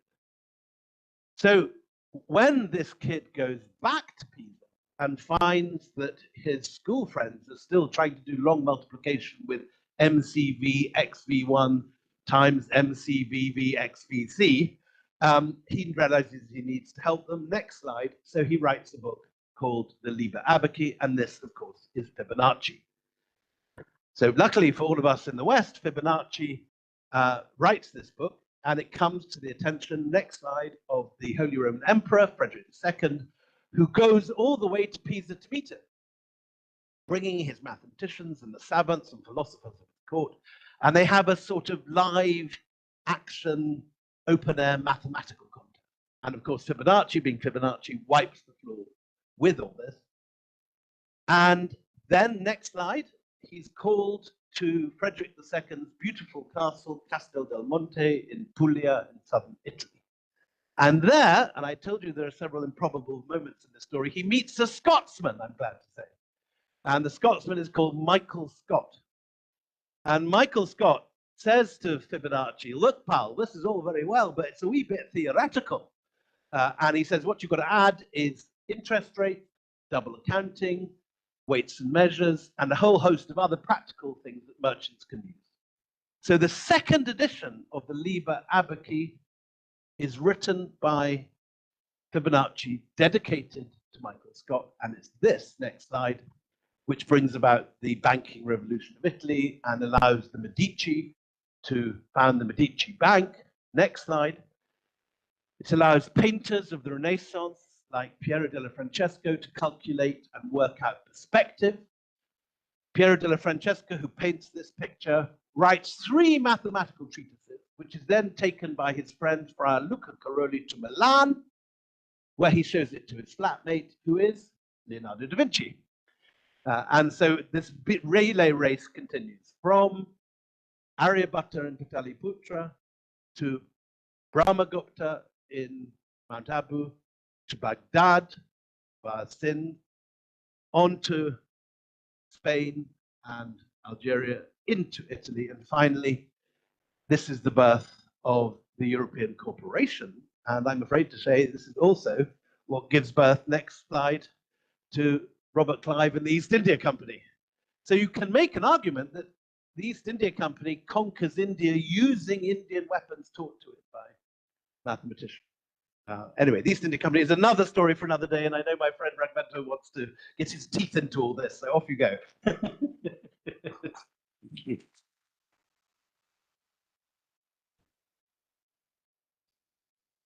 That was a fascinating story, and it's for nothing that they call you master storyteller. Through the slides, you built the whole Indian history of Indian ideas and thoughts. So thank you very much. I request Raghavendra to use your mics.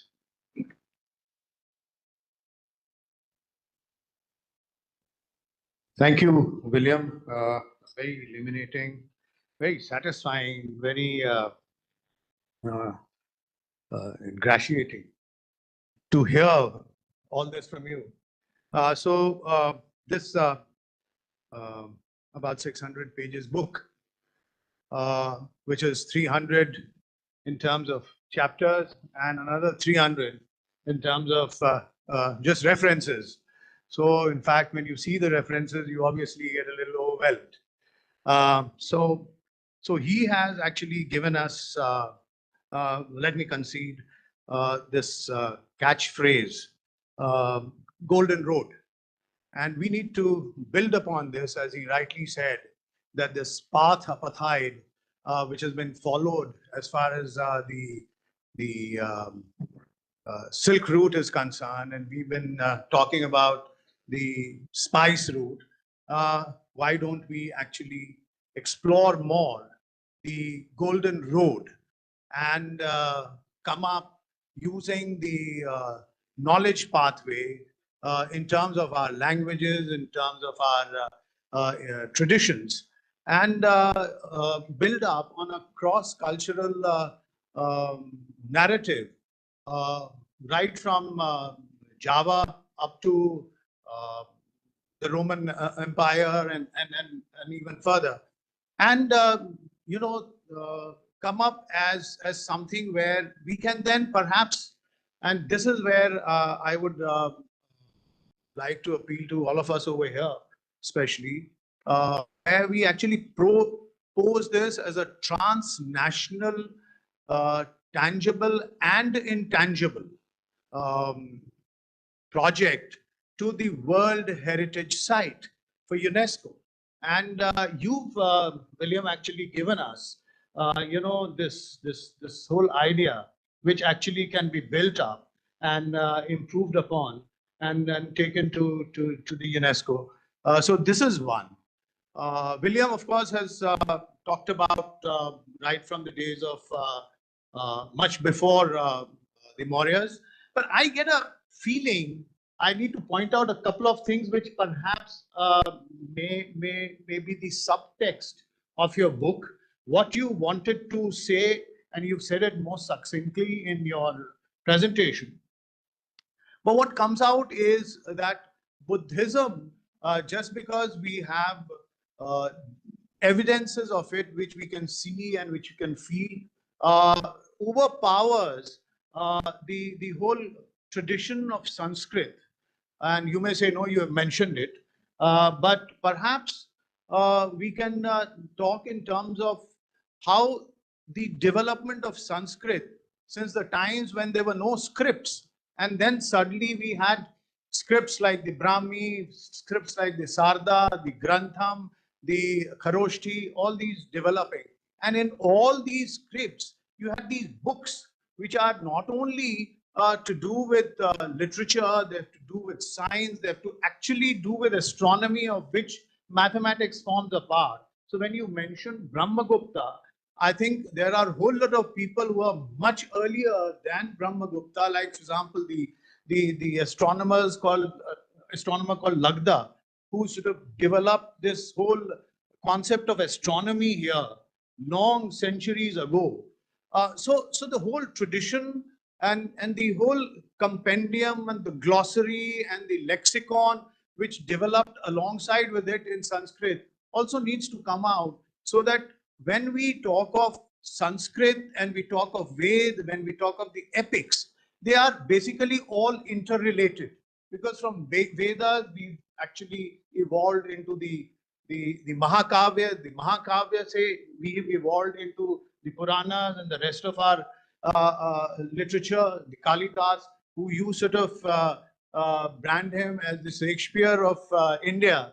I mean, perhaps should be the other way around. So all these things, and of course, all those cities which were within India, as the director mentioned, on the Uttar Path and on the Dakshin Path, and they remained, whether the empires changed or whether the republics came and went, but they remained, and how vibrant they were, and alongside those cities developed whatever we've excavated, whatever little we have excavated. For us to see and appreciate.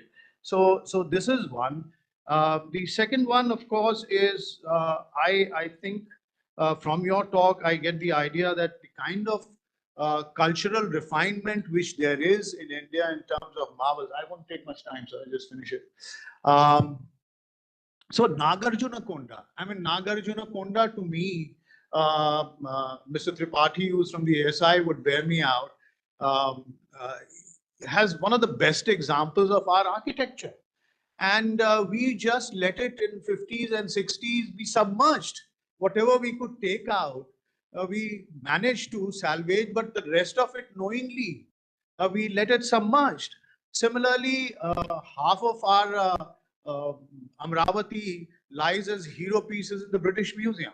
I mean, I'm not getting into this whole debate of getting it back, etc. But the fact of the matter is that the Gandhara pieces, the Bharut pieces, the Nagarjuna Konda pieces, as also some others like Sanchi, we should all actually garner our resources and bring them all together, even if they lie in, say, Gime, or they lie in Victoria and Albert, or wherever they lie. But there should be a kind of how shall I put it, a joint effort for the world to see. I mean, at this moment, there are 2 exhibitions, as you say, that are on in Britain. I mean, why can't we do this? And it can be done with maybe a year or 2 years planning, and we can. The National Gallery of Art in Washington to put exactly this exhibition on, but I'll need your help, Raghvendra, to negotiate with the local. Something I'll gladden my heart to sort of make an effort. So I mean, I wouldn't want to come between the audiences and you today. So I just close here and I leave it. Great. I think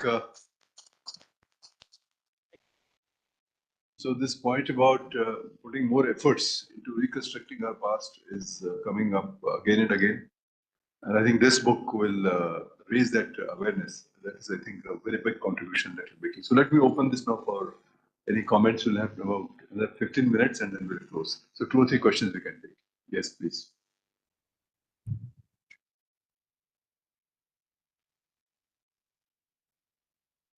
Respected sir. We can hear you. Well, in your speech, you have talked mostly regarding Buddhism and Buddhism, how it spread in the Far East, in Indochina, and in the Southeast Asia as well as Far East. But you have not spoken about the spread of the Buddhism outside the Sindh, like in the what Buddhism which is spread when it came into existence in India, it spread only those parts which were part of the United India, which we call it Akhand Bharat. but it had not spread outside India. What was the reason? It is spread in the eastern part of the world, but in the western part of the world, it was only within the limits of Bharat. What is the reason? That's not entirely the case. Buddhism spreads right into what was the Persian-speaking world. So you have beyond Akut Bharat, you have Buddhism very much taking root in what is now Pakistan, Afghanistan, northern Pakistan, Uzbekistan, Persia.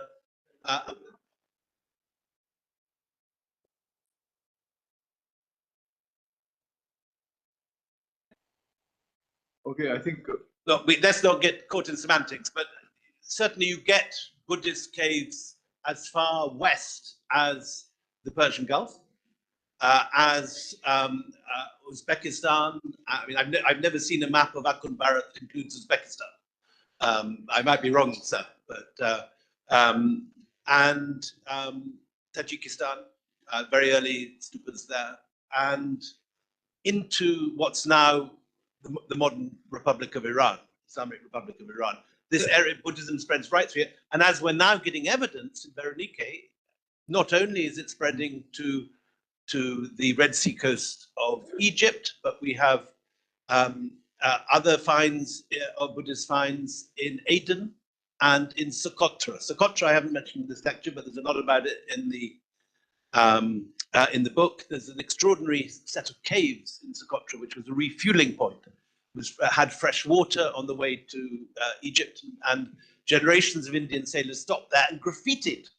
And I'm ashamed to say that the Gujaratis were the worst offenders of this and left graffiti all over Socotra with their Gujarati names. But also, you have many images of stupas and so on, but also Radha, Krishna, and early Sanskrit inscriptions and Aksumite inscriptions. So it's there's an extraordinary new book published on all this. So there's more and more evidence that Buddhism did reach the Roman Empire, including that wonderful Buddha's head that we've shown, which is definitely carved in what would be called today Turkish marble in Egypt. And I think that the side bottom has only dug, I think, something like 5% of the site of Berenike, and it's coming up with a huge amount, including an early triad of Hindu gods, quite crudely carved, but very interesting. And joint Sanskrit and Greek inscriptions of Buddhist merchants arriving in Egypt. So I suspect that our impressions are going to change very rapidly in the next 20 or 30 years as more archaeologists follow up on this, and as people begin to look. Often with archaeology, if you're not looking for something, you don't find it. It's only when you're actually aware that something might be there that you acknowledge and log it and search for it.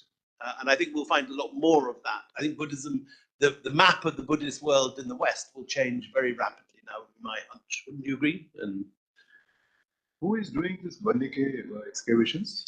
there's an archaeologist from Chicago called Stephen Sidebottom who's been at it for 20 years, but had very, very few resources initially. And it's only in the last... funding it? Who's funding it? I think the University of Chicago. It's an American team. It's only in the last 4 or 5 years, these major finds, triads and Hindu gods, very early. But I heard about this Skutra, Yeah. the caves in Skutra. This is also very recent, is it? It's also recent, the PhD, which just got published last year. Yeah. I mean, what's exciting is that this whole, you quite rightly mentioned that, the foundations of this were well known in the 1950s, but there is a huge amount of new archaeology taking place within the last decade. Thank you, sir. Yeah. Yes. Yes, Chivalry lives on in the Vivekananda Foundation. Thank you for the excellent talk. It was amazing. So I just wanted to ask your opinion on why this blatant, denial for India's contribution on this Silk Route, particularly happening in the West. Of course, we can understand within the region, but why so? So I've written articles about this. I put out a 3,000-word article in the Observer complaining about this and spoken about it at many gatherings. And there's been a slightly grumpy response from the British Museum that they don't recognize these criticisms or some diplomatic speak of that sort. I suspect there's several different things going on. First of all, the original Silk Road idea was dreamt up by a German geographer in 1877 called Baron von Richthofen. He was designing a colonial railway line linking Berlin with what was then known as Peking. And he comes up with what he calls the Seidenstraßen, which is the Silk Road. This idea only reaches English in 1936 with the Swedish explorer Sven Hedin, whose book gets translated into English as The Silk Road. And it's only in my youth, in the 1980s, that it begins to find its way from sort of, you know, the name of carpet shops in Istanbul, the Silk Road carpet shop, or the Silk Road bar in Uzbekistan, into scholarly usage. But it is weaponized by Xi Jinping, and it's used as the basis for the Belt and Road project. So it's both, I think it's a very clever usage because it's very romantic and it's very tightened. I mean, you know, if you wanted to have a show of the Middle East economic corridor, it wouldn't sound quite the same. But the Silk Road, you know, brings in ideas of camels and mountains and deserts. It's a crowd pleaser. It's a short little phrase. It does its work extremely well. But in its original conception, it was just the road, the two roads crossing either side of the Gobi Desert. Then people expanded it to talk about trade routes. But this current show at the British Museum is a real problem because it claims that it's showing a more holistic approach to all trade, and it completely ignores India, while including Korea, Japan, North Africa, the Arab world. And the only place absent is India. And yet it opens, for example, with a Swat Buddha found in a Viking grave. It ends with a bunch of Rajasthani garnets found in the Satnam treasure. So India is there all along. It's all Indic, you know, endless Buddhist remains. But India is not there on the map. It's not named in the displays. There's no booth that says India at the center of the show. And it's probably not entirely a chance that it's funded by a Chinese foundation and it's the Chinese department of the museum that's putting it together. There will be another show in the British Museum next year about India, about yakshis and yakshis. And maybe they will, if they privately say probably that, you know, that they're leaving the India stuff till next year or something. But it gives a false impression. It's a lie. That was not the trading route in classical time. The trading route was, we know this now, unequivocally, was focused on India, not on China. You can argue differently for the 13th century during the Mongol period, because the Mongols changed everything. And in my book, I know in this country everyone's obsessed with the Islamic invasions and how that ended everything, and every WhatsApp forward ends with the arrival of Mahmud Ghazni and all that. But you can make a very good case that the real thing that ends the Golden Road is not I don't want to lose any friends here, but it's not the Islamic invasions, but the Mongol invasions, because the Mongols cut off Central Asia from India. There is a hostile border between the Khaljis and the Mongols. And whatever you think of the Khaljis, they keep the Mongols out successfully for 200 years. And so the Mongols also create a single state that links the Mediterranean with the South China Sea. So Marco Polo in 1271 really does cross that route, exactly that map we saw at the beginning.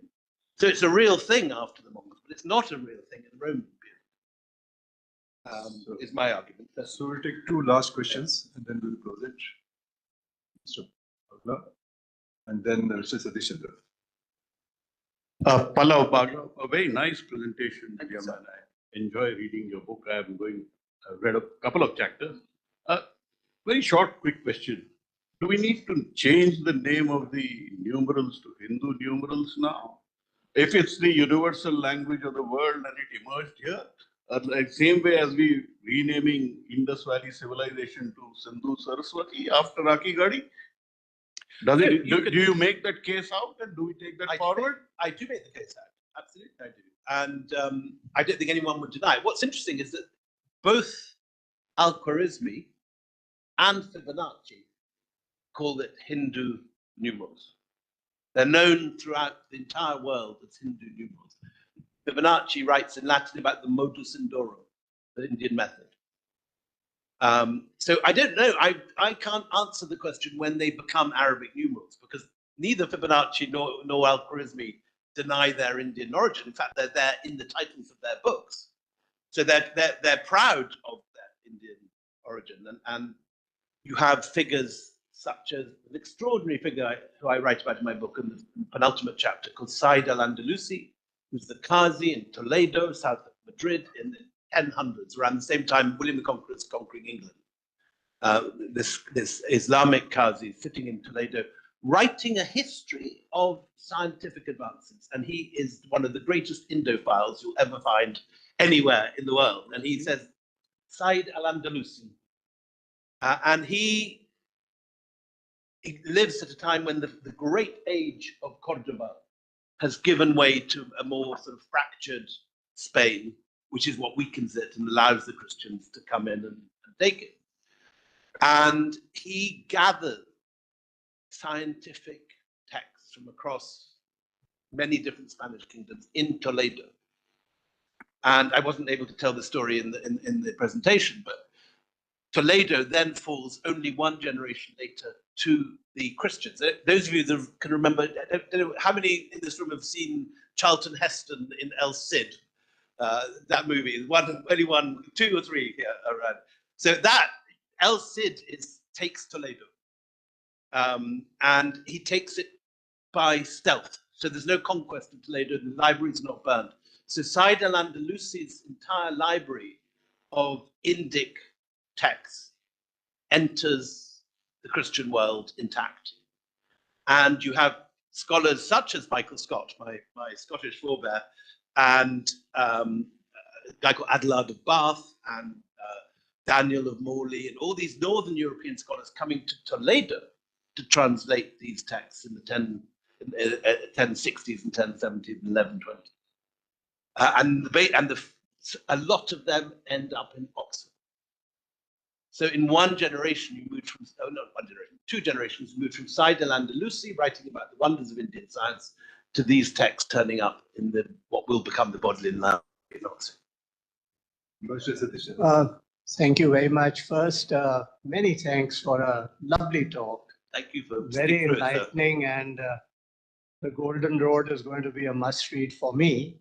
I'm so glad you quoted Pliny at length. I remember one from my school days where he said, and he complained, that the morals of Rome are being spoiled by the muslins of India. It's all your fault, exactly. It's fantastic. But I've seen in southern India also innumerable evidences of this contact, which was extreme. And really, you've done a great service, I think, to India by this book. The specific query that I had, it's curious, and I don't know if you could attempt an answer.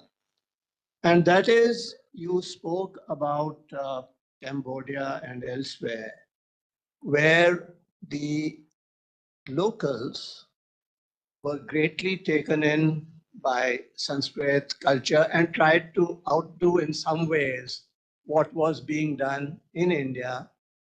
Why is that? It's usually unusual, actually, for that to happen. A copy, yes. But going beyond that, what is the reason? How do you explain that? I think if you think of the excitement in this country, when in the 1920s, with the love of Shakespeare here, Indian intellectuals going to Oxford and Cambridge and learning Shakespeare better than the British. There is a pleasure in mastering a high culture, and I think you get the impression the Cambodians are very nerdy in their love of Sanskrit, particularly this guy, what's he called, Yavendra or something, who's the prime minister who builds Bante Shray. And there's wonderful studies. It was a beautiful little temple. just on the edge of Siem Reap, often ignored because people go to the enormous glory of Angkor Wat and often do not go to this small pink temple outside Siem Reap. But you see the most gorgeous sculptures there of every imaginable book from Sanskrit literature. And the guy clearly loves it. And then there's a lovely little inscription in the doorway in Sanskrit of the reading program he's given his younger brother. And he says, for his improvement, I suggested that he read these texts. And then there's a long sort of reading list that he gives. And this is clearly an enthusiast. You know, you can recognize it across the ages, that this is a guy who spends his life, and he's got 2 little libraries there. And yeah. You know, on this particular thing, the question which you asked just actually occurred to me too. And I thought over it, and I find that, which I think he will not agree with, is that all the Hindu traditions and the cultural traits which these guys acquired, they acquired over a period of time. It didn't come to them suddenly. And it was only because it was the Hindu way of life which they could have taken it or left it. No one was forcing them to do it. So therefore they did it. But if it was any other way of life, perhaps if it was forced on them, they would not be taking it the way they did. Yeah. Okay. Yeah. I got his name wrong. He's Yajnavaraha, and he says, I give my younger brother, who has seen the further shore of the ocean of knowledge, the water lily of his mouth opened wide, drinking in again and again the nectarous moonlight of knowledge that came forth from his guru's mouth. And he goes on. So, and then you have this lovely reading list of all the things that he's telling his brother to read. So you get the real impression of bibliophiles in this world. So you want to add something to this? You know, I mean, I think there's a key when you refer to Tagore, and I think his letters from Java, and especially that sentence, I think that's the key, that he recognizes India and yet it is not India. I could not recognize. I could not recognize that.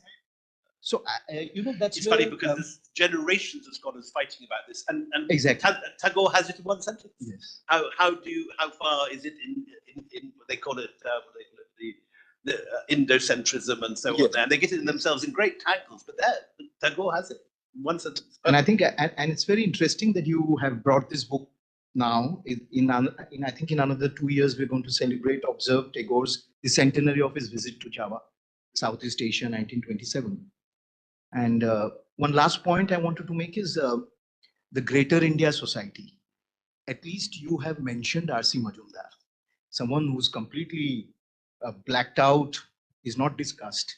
And I think a lot of the Greater India scholars, starting from S.K. Chatterjee, Kalidas Nag, R.C. Majumdar, B.R. Chatterjee, they realized this part of what Tagore's observation. I think they also spoke of it. It was just not that they wanted to speak of a dominant India, but I'm really glad you brought it out in this way. At least you discussed it in your book.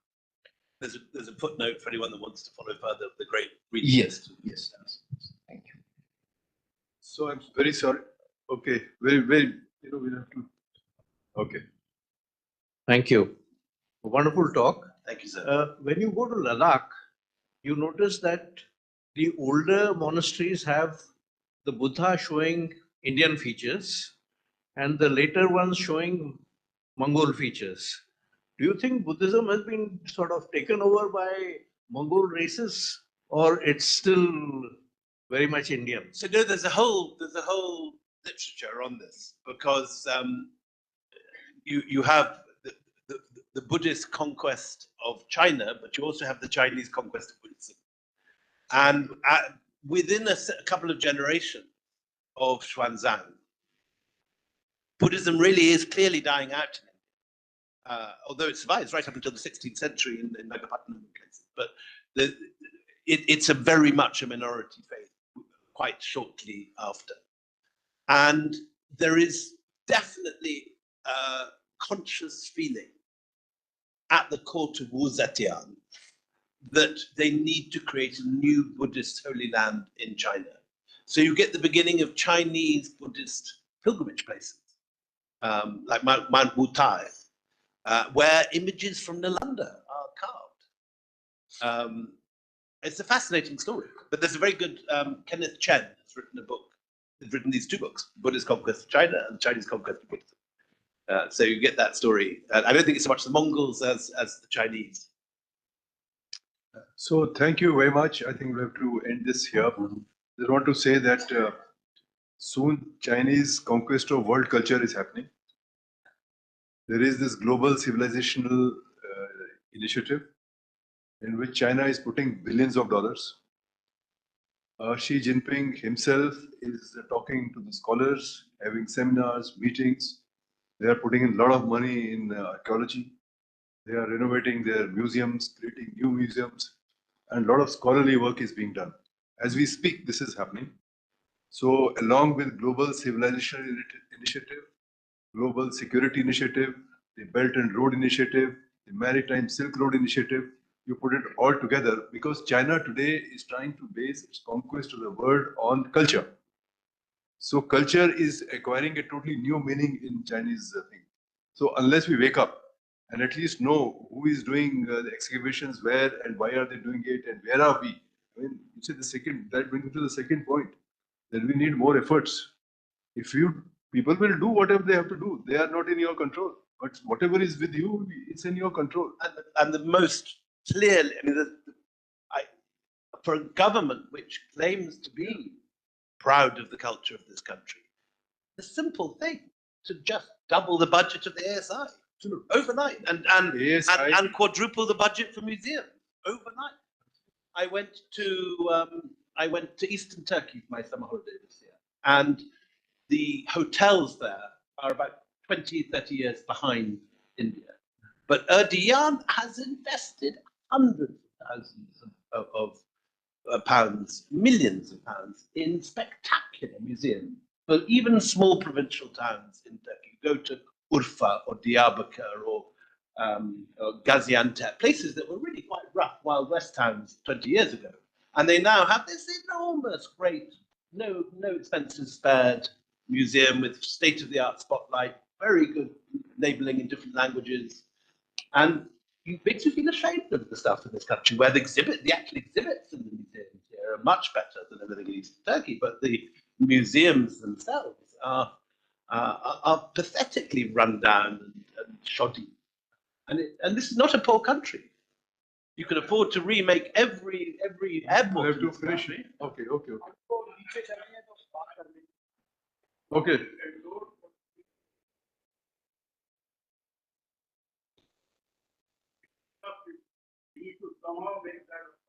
Savita helped me greatly. Wonderful. Okay. Okay, William's book is actually on sale downstairs. So anyone wishing to do that, and then of course there's tea. So thank you, Mr. You see, not only Nalanda, I mean, there are so many. हाँ, उसे start तो कर ही सकते हैं।